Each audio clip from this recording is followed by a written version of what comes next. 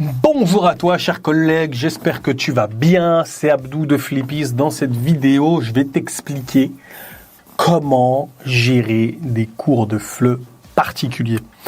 Avoir un cours de FLE particulier, c'est quelque chose de très très luxueux et parfois de très très cher. Ça coûte beaucoup plus cher que d'aller dans un cours en groupe, mais ça a beaucoup d'avantages. Et si tu connais pas ces avantages, ton cours particulier ne va pas avoir le charme qu'il doit avoir. Alors, je vais te donner une petite liste de choses que tu dois absolument faire pour bien gérer tes cours particuliers. Sinon, tu cours à ta perte. Allez, c'est parti. Je te donne ça tout de suite. La première des choses à faire quand tu as un cours particulier, déjà, c'est de connaître ton élève. Qu'est-ce que ça signifie, connaître ton élève? Avant de donner un cours particulier, tu dois lui poser un certain nombre de questions. Si tu veux, il y a un article dans lequel je te mets toutes ces questions que tu dois lui poser pour bien le connaître et bien gérer ton cours de FLE particulier. Donc déjà, comment bien le connaître, c'est connaître son niveau. Connaître son niveau, ça ne se limite pas à lui demander quel est ton niveau en français. Ah, moi j'ai le niveau B2. Ok, merci, vas-y, on va commencer un niveau B2. Je vais tout préparer pour ton niveau B2. Non, ça marche pas comme ça. Tu évalues son niveau. Il y a un test de niveau dans la description. Si tu veux, tu le télécharges. Une fois que tu connais son niveau, tu vas essayer de comprendre quels sont ses objectifs. Un objectif ne doit pas être je veux obtenir le DELF B2. Non. Il doit être capable, je te le mets aussi dans l'article, de te donner un objectif SMART. Tu vois ? Ça veut dire, je vais te donner un exemple d'objectif SMART. Ok, je veux réussir le DELF B2 grâce à 40 heures de cours avec toi, grâce à des simulations d'examen, grâce à des cours de grammaire que tu vas me donner, parce que je suis nul en grammaire, et je veux, 2 heures supplémentaires par semaine si j'ai pas atteint l'objectif à cause de mes lacunes, tu vois. Et le 11 juin 2020, je sais pas combien, je veux réussir mon examen. Ça, c'est un objectif plus ou moins SMART, il t'a donné tout ce qu'il fallait pour que tu le saches, tu vois. Maintenant, tu as le niveau de ton élève, l'objectif de ton élève. Là, maintenant, pour vraiment bien le connaître, il va falloir que tu connaisses ses intérêts à lui. Qu'est-ce qui l'intéresse? Qu'est-ce qui lui plaît? Qu'est-ce qu'il aime? Qu'est-ce qu'il n'aime pas? Quelles sont ses habitudes? En fonction de ses habitudes, tu vas pouvoir adapter tes ressources, en fonction de son profil, tu vois. Et le connaître aussi, c'est quelles sont ses lacunes. Mais ça, tu l'auras dans le document. Maintenant, tu as planifié les cours. Planifier les cours, qu'est-ce que ça veut dire? Tu vas élaborer un plan de cours en fonction des objectifs de ton apprenant. Ce plan de cours doit être visible et facilement décryptable par ton apprenant. Il sait que le premier cours, il va faire ceci. Le deuxième cours, il va faire cela. Et le troisième cours, si tout va bien, il fera ça. Ah, il n'a pas fait ce qui était prévu pendant le deuxième cours. Il faut que tu sois transparent et que tu lui expliques pourquoi il ne l'a pas fait. Tu lui dis dans ta leçon sur, j'en sais rien, moi, les prépositions de lieu, j'ai vu que tu avais un peu de mal, j'ai vraiment pris le temps. En général, je prends moins de temps que ça, mais j'ai vraiment voulu m'adapter à toi et que ça se passe bien. Donc ça s'est bien passé, malheureusement, ça s'est bien passé, t'as bien compris. Oui, t'as tout compris, c'est cool. Malheureusement, on n'a pas pu finir ceci ou cela, donc ça va décaler un peu le plan du cours. Donc le plan du cours, tu peux le consulter. Mais les dates, si tu as mis des dates, moi personnellement je ne mettrai pas de date, je mettrai cours 1, cours 2, cours 3, mais les dates ou le numéro du cours ne sont plus valides tout simplement. Donc tu élabores ce plan de cours en fonction de ton étudiant. Après tu vas essayer de diversifier les activités, mais pas trop, tu vois. Tu vas essayer de les diversifier parce que contrairement à un cours en groupe, tu vas essayer de faire manger un peu tout le monde. Ouais, lui, il est branché littérature, on va lire des textes. Lui, il est branché musique, on va lire de la musique. Lui, il est branché foot, on va parler de foot. Dans un cours particulier, c'est complètement différent, tu vois. En fonction de ce que ton élève aime faire, sait faire et doit absolument faire et maîtriser, bah, tu devras adapter ton cours en fonction de tout ça. Si ton élève te dit « je déteste la musique, je n'aime pas la musique, ça me saoule, machin », bon, ça peut exister. Hein. Tu ne mets pas de chanson, tout simplement. Forcer l'élève à mettre une chanson, il va te dire « ah, mais moi je t'ai dit que j'aimais pas la musique, putain, tu me saoules avec ta chanson », ça va être une excuse pour lui d'expliquer son échec lors de ton exercice, par exemple. Donc, si tu dis, ouais, il est branché série, il est branché film, essaie de prendre toutes ces informations-là et de personnaliser ton plan de cours, tu vois. Un cours particulier, c'est pas pareil qu'un cours en groupe, vraiment pas. T'as pour moi, tu as beaucoup plus de boulot. Et c'est pourquoi que c'est 3 à 6 fois plus cher qu'un cours particulier. Maintenant, il faut aussi que tu prévois des évaluations régulières dans la planification de tes cours.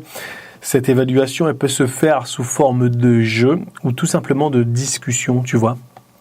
Par exemple, tu prends un poster ou n'importe quoi, et un poster par exemple sur le marché ou sur un concert, et lui, normalement, il est censé avoir appris la date, les jours de la semaine, etc.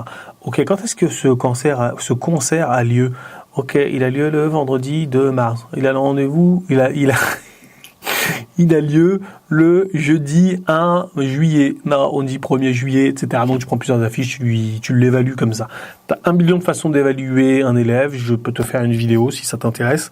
Mais pense à régulièrement l'évaluer et à lui préciser que tu vas l'évaluer. Et quand c'est acquis, tu lui fais savoir que c'est acquis. Ça va booster sa confiance qu'il a en lui. C'est super bien. Maintenant, les devoirs, ils doivent être personnalisé. Crois-moi, si tu as un élève, par exemple, qui veut, je sais pas moi, je veux travailler en France et on me demande de savoir rédiger des emails, etc., etc. Lui, tu dois le blinder de production écrite dans les devoirs. Peut-être même après chaque cours. Moi, personnellement, c'est ce que moi je ferais.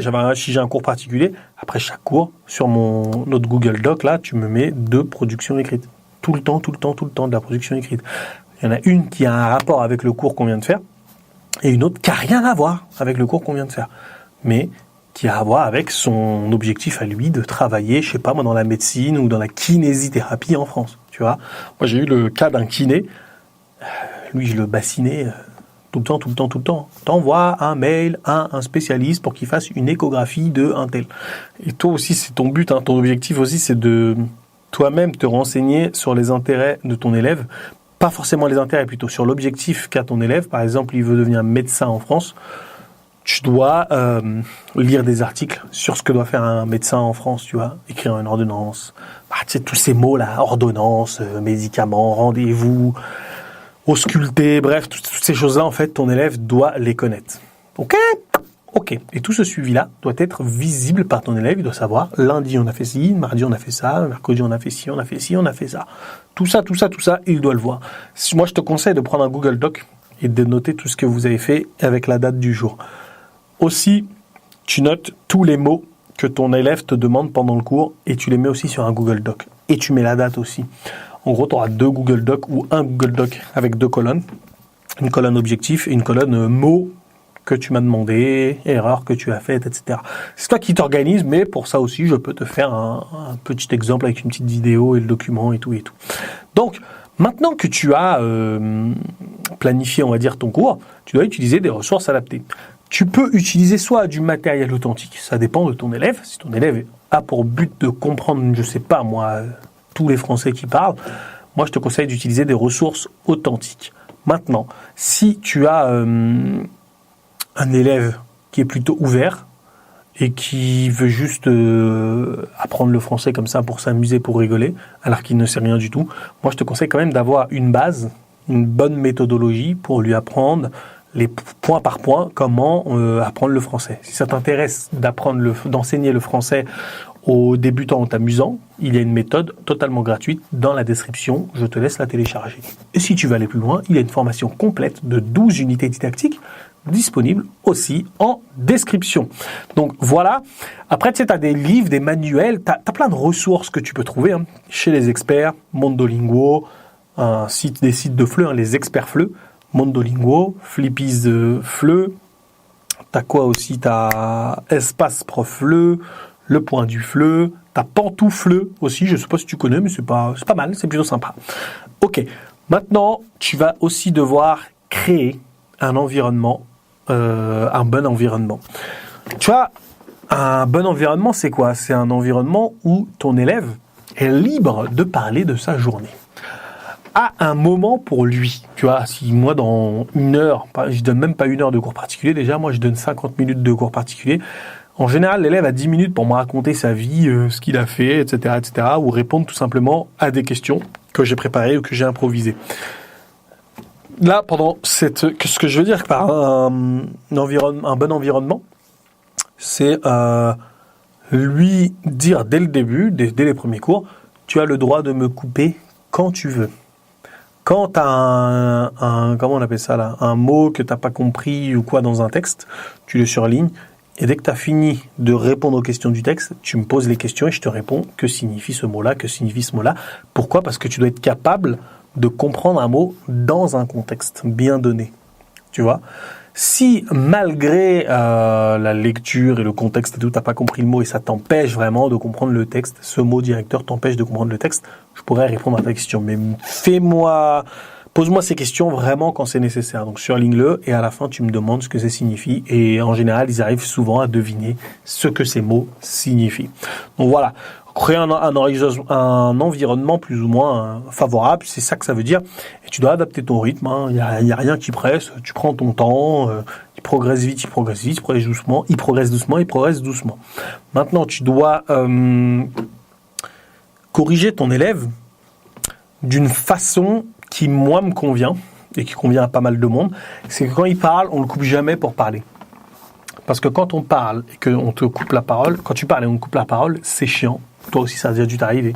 Tu parles, ton oncle ou ta tante, elle vient te couper la parole, t'as même pas fini ton truc, t'as même pas fini ta blague, t'es énervé.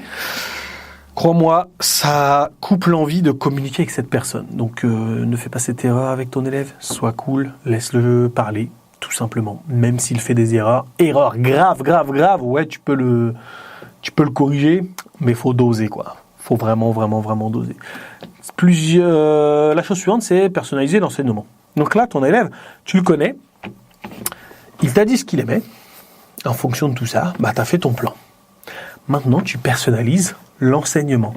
Si tu vois que quand ton élève lit, il a un vrai problème de prononciation, t'intègres des cours de phonétique, t'intègres plus de textes à lire, tu vois, avec des corrections sur les textes à lire. Maintenant, t'as comment on appelle ça là ? T'as des exemples parfois que tu peux donner à ton élève en rapport avec ce que ton élève aime, tu vois. Un exemple tout bête, t'enseignes le passé composé. Tu dis t'enseignes le passé composé à un élève qui travaille dans un restaurant.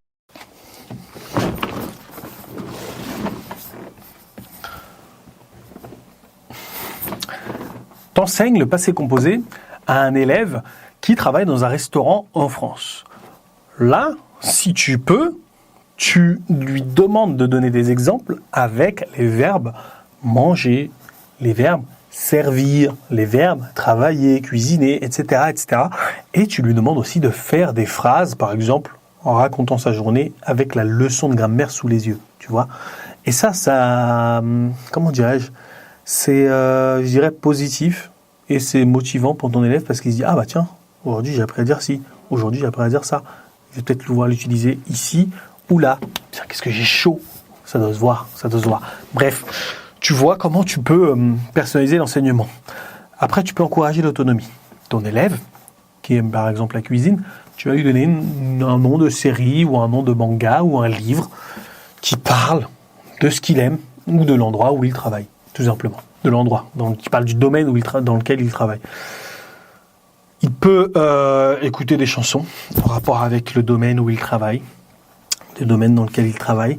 Bref, tu essaies de lui donner le maximum de choses en rapport avec lui son objectif. Si c'est un objectif, par exemple, plutôt académique, plutôt DELF B2, je veux obtenir mon diplôme de DELF B2, tu as un mode ninja, par exemple, que tu peux lui donner à faire. Un mois avant l'examen, il doit avoir telle chose. Je crois qu'il y a 7 choses dans le mode ninja. Je crois que c'est changer de langue de ton... Pardon, je crois que c'est changer la langue de ton téléphone. T'inscrire sur Tandem, c'est une application d'échange linguistique, donc il va parler avec des Français, etc., etc. T'as plein de choses à faire. Et en fait, c'est à toi de servir de guide. Parce que c'est ce que t'es. Un guide.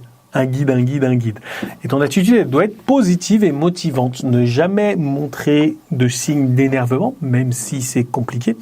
Parce que, des fois c'est énervant. Mais bon, On ne doit pas s'énerver, on ne doit pas montrer qu'on est énervé. Parce que moi, personnellement, quand je suis énervé, je ne montre pas que je suis énervé. Crois-moi, tu es positif, tu es motivant, tu es même disponible pour ton élève quand il a des questions, mais qui n'ont rien à voir avec le cours. Il te pose des questions avant le cours, après le cours ou pendant le cours, qui n'ont rien à voir avec le cours.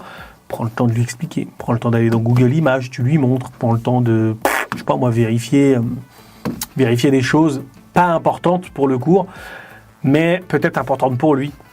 Ou alors, quand tu n'as vraiment pas le temps, ça peut arriver, tu lui demandes à lui d'aller vérifier telle ou telle chose pour le cours suivant. Après, il l'a vérifié, il est content. Au début du cours, en général, il a 10 minutes pour lui. Bah, vas-y, tu m'expliques ce que tu étais censé vérifier.